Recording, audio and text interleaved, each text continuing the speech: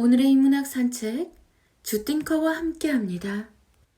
네이버 블로그 김종은 작가님과의 대화. 이건 너무 심하잖아. 이건 너무 심하잖아. 모기야. 지금 1월이야. 좋은 마음으로 살려줄게. 우리도 좀 잠시 쉬었다가 만나자. 마흔 이후에는 걱정이 아닌 생각의 언어를 써야 성장한다. 과학은 지식을 정리한 것이고 지혜는 인생을 정리한 것이다. 칸트. 여기에 하나 더 보탠다면 생각은 걱정을 정리한 것이라고 말할 수 있다. 다시 말해서 걱정은 결코 나쁜 대상이 아니다. 마흔 이전에 다양하게 걱정하며 보낸 시간이 쌓여야 마흔 이후 그것들을 정리해서 깊은 생각으로 창조할 수 있기 때문이다. 다만 중요한 건 본격적으로 생각을 생산해야 할 마흔 이후에는 이제 걱정은 그만 해야 한다는 사실이다. 그럼 걱정과 생각의 언어는 뭐가 다를까? 하나하나 살펴보며 자신의 하루를 돌아보라. 1. 기분이 나빠지는 건 걱정이고 기분이 나아지는 건 생각이다. 2. 갈수록 문제가 더 드는 이유는 그것이 생각이 아닌 걱정이기 때문이다. 3. 걱정은 부정적인 지점을 보는 것이고 생각은 긍정적인 지점을 보며 시작하는 것이다. 4. 걱정은 단순한 것도 복잡하게 만들지만 생각은 복잡한 것도 단순하게 만든다. 5. 걱정은 남의 색으로 나를 물들게 만들지만 생각은 나의 색을 더 선명하게 해준다. 6. 걱정은 남보다 잘 하려는 마음을 만들지만 생각은 나만의 길을 갈 수 있게 해준다. 7. 걱정은 실제 상황보다 과장해서 고통을 확대하지만 생각은 조금 남아있는 희망을 크게 확대한다. 다시 이 글을 정리하자면 과학은 지식을 정리한 것이고 지혜는 인생을 정리한 것이다. 그리고 마지막으로 생각은 걱정을 정리한 것이다.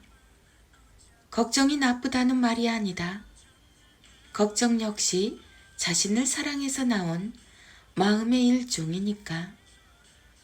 다만 마흔 이전에 가졌던 수많은 걱정을 이제는 하나하나 정리하며 지식이 과학으로 인생이 지혜로 모아지는 것처럼 그간 살았던 수많은 시간과 순간을 가장 가치 있게 변주해야 한다.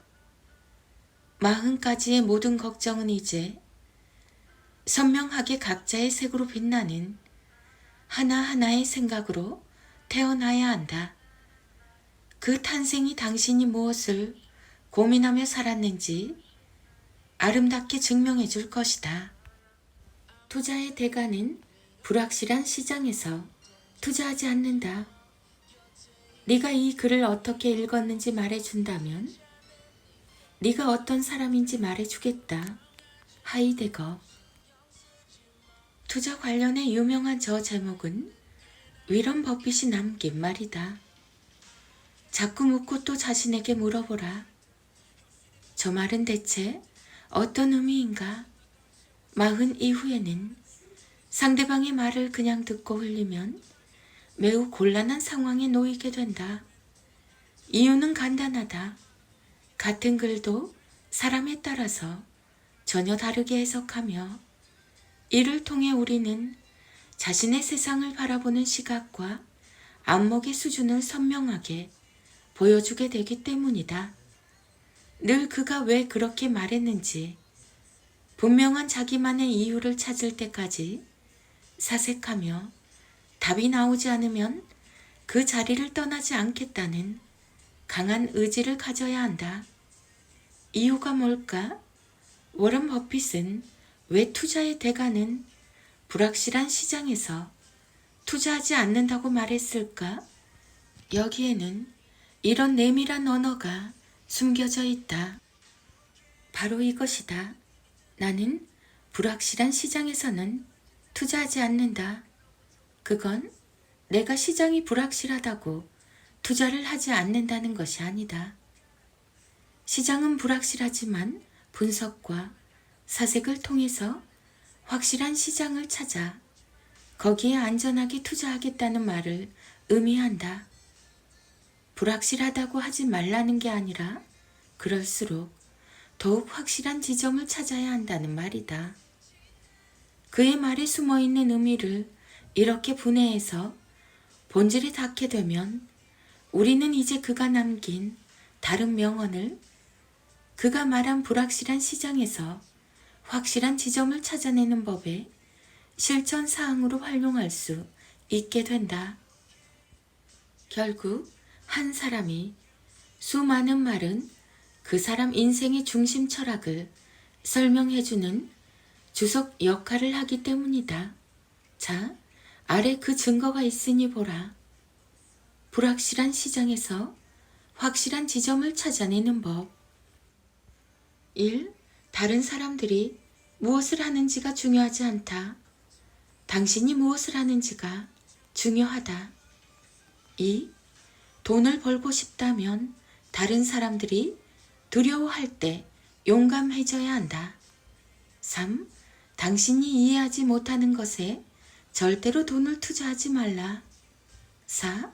비즈니스에서 돈을 벌기 위해서는 반드시 어떤 일을 정확하게 이해하고 있어야 한다. 5. 우리의 무기는 찾을 때까지 멈추지 않는 인내와 기다림에 집중되어 있다. 세상에는 수많은 보물이 있다. 대부분은 그 사람의 말 속에 숨어서 빛나고 있어서 이렇게 분석을 통해서 본질을 발견할 수 있어야 나이 40 이후 좀 더 크고 농밀한 삶을 살 수 있다. 뛰어난 사색가는 뛰어난 투자자이며 같은 말도 해석하는 수준에 따라서 그가 자기 분야에서 어떤 활약을 할 수 있는지 정확하게 짐작하고 예상할 수 있다. 해석하는 수준이 지성의 수준이다. 네 목소리가 아니라 마음을 들어주는 사람을 만나라. 1. 그게 무엇이든 상대가 뭐라고 변명하든 상대의 말을 들었을 때 기분이 나빠진다면 더 듣지 말라. 그런 방식의 말만 하는 사람은 굳이 더 만나거나 관계를 이어나갈 필요가 없다. 2. 대화는 시간의 싸움이다. 듣고 말하기 위해서는 반드시 시간을 투자해야 한다. 무엇보다 당신 자신의 시간을 아껴야 한다. 흐르는 시간보다 가치 있는 말이 아니라면 당장 그 자리에서 벗어나는 게 현명하다. 3. 좋은 사람에게 나쁜 상황은 없다. 그들은 자신에게 주어진 어떤 최악의 상황에서도 빛을 찾아내서 고운 말로 전해주기 때문이다. 좋을 때만 좋은 사람 말고 어떤 상황이든 좋은 말을 들려주는 일을 찾아라. 4. 육아의 목적이 아이를 독립시키는 것인 것처럼 우리 인생의 목적도 결국 나 자신으로 살아가는 것이다. 다른 사람이 아닌 자기 자신에 대해서 더 자주 기쁘게 웃으며 말하는 사람을 만나라. 그는 자신의 삶을 사는 사람이다. 5. 자기 자신과 대화할 줄 모르는 사람은 주변 사람들과 대화할 때 극도로 분노하며 억지를 부린다. 스스로 깊이 내려가서 자신을 위로하는 방법을 모르는 낮은 수준의 지성을 가졌기 때문이다. 6. 마지막으로 상대에 대한 믿음을 전하며 기회를 주려는 당신의 마음은 물론 아름답다. 하지만 굳이 그를 바꾸려고 하지 말라. 클래스는 기다리면 바뀌는 신호등이 아니다. 이 긴 글과 조언을 단 한마디로 압축하면 이렇다. 당신은 내 목소리가 아니라 내 마음을 들어주는 것 같아요. 당신이 음악이라면 평생 듣고 싶은 곡입니다. 이런 생각이 드는 사람을 만나라. 그리고 당신도 그에게 그런 존재가 되어주길. 한 번 사는 인생 어떻게 살아야 하는가? 생각할수록 인생 명언 3가지. 1. 행복할 때 약속하지 마라. 2. 슬플 때 다짐하지 마라. 3. 화났을 때 말하지 마라. 인생에서 멀리 해야 하는 사람. 1. 남 욕하는 사람. 2. 필요할 때만 연락하는 사람. 3. 부정적인 말을 달고 사는 사람. 사람의 본 모습이 드러나는 순간. 1. 술에 취했을 때. 2. 관계를 끝낼 때. 3. 가족들과 함께 있을 때. 절대 바뀌지 않는 인생의 진리. 1. 사랑은 고쳐 쓰는 게 아니다. 2. 친구를 보면 그 사람을 알 수 있다. 3. 슬픔을 나누면 약점이 된다. 사람을 가려 만나야 하는 이유. 1. 안 좋은 모습을 닮아가고 귀한 시간이 낭비된다. 2. 스트레스로 정신이 피폐해진다. 3. 점점 웃는 날이 줄어들고 삶이 망가진다. 끼리끼리 유유상종, 초록동색, 옛말 틀린 거 하나 없다. 어떤 사람들과 함께 하느냐에 따라 내 삶이 완전히 달라진다. 누구와 함께 하느냐에 따라서 꽃길을 걷게 될 수도, 진흙탕 길을 걷게 될 수도 있다. 썩은 사과 하나가 주변 사과들을 다 썩게 하는 것처럼 나에게 부정적인 에너지를 주는 사람 한 명이 내 인생을 망칠 수 있다. 그러니 아닌 인연이라면 더 이상 상처받지 말고 단호하게 끊어내자. 방금 읽으신 모든 글들은 책 한 번 사는 인생 어떻게 살아야 하는가의 내용입니다. 책 속에는 뻔하지 않은 인생에 도움이 되는 지혜로운 조언들을 깊게 담았습니다. 좋은 책 한 권으로 내 삶이 완전히 바뀔 수도 있습니다. 김종원 작가, 인문학, 자기계발, 니체, 고전, 강연, 강의, 독서, 인생, 좋은 글. 한 번 사는 인생, 어떻게 살아야 하는가? 40 이후 더 잘 사는 부부는 서로에게 쓰는 말버릇이 다릅니다. 1. 말이 거친 사람은 화가 많은 사람이래. 우리 서로에게 부드럽게 말하려고 노력하자. 2. 나랑 사니까 얼마나 행복해. 늘 감사하면서 살아. 3. 힘든 일이 생길 때마다 늘 서로에게 이렇게 말하자. 내가 좀 더 노력할게. 4. 자기가 웃는 모습을 보면 내 기분까지 좋아지더라. 5. 처음에는 입에 붙지 않아서 힘들겠지만 이런 다정한 말이 익숙해지게 이 글 보며 같이 연습하자. 6. 우린 더 잘 될 거야. 당신이 이렇게 열심히 하니까. 7. 배우자에게 다정한 사람이 세상에서 가장 강한 사람이래. 8. 혼자만의 시간도 가끔 필요하지. 쉬고 싶으면 언제든 말해줘. 9. 우리는 이것도 참 잘 맞네. 성격과 취미에서 공통점이 참 많아. 10. 아침에 일어나 당신 보는 하루하루가 내게 행복이야. 11. 난 30보다 40 이후에 우리 인생을 더 기대해. 12. 당신도 이 글 한번 읽어볼래? 같이 읽으면 더 효과가 크니까. 13. 난 당신과 사는 게 참 좋아. 쉬기 좋은 그늘 같아서. 14. 나는 내 마음 편하게 해주는 사람이 좋더라.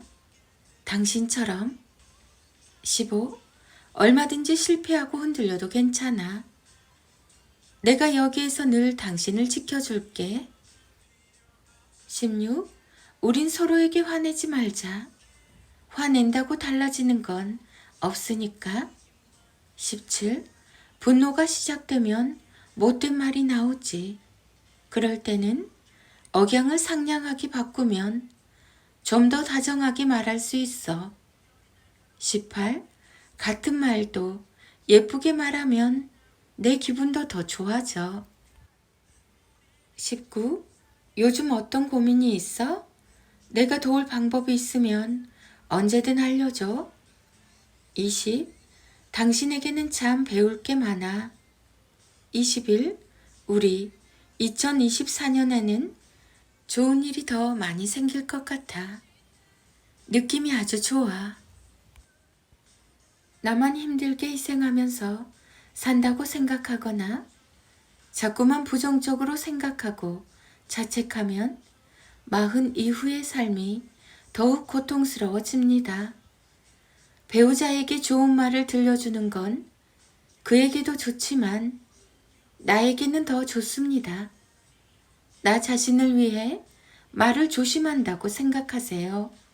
그럼 40 이후 여러분의 가정과 삶, 아이들까지 더 근사한 사람으로 성장합니다.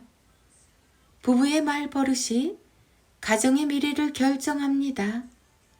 한번 사는 인생 어떻게 살아야 하는가? 김종원 작가. 김종원 작가, 육아, 육아맘, 자녀교육, 부모교육, 부부 스타그램, 부부 일상, 대화, 가정보육, 한번 사는 인생, 어떻게 살아야 하는가? 자녀와 엄마의 낭송이 이어집니다.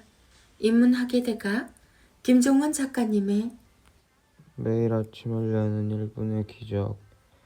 당신은 지금 시작할 수도 있고 내일 시작할 수도 있다. 선택은 자유다. 분명한 사실은 당신은 오늘을 살고 있다는 것이다.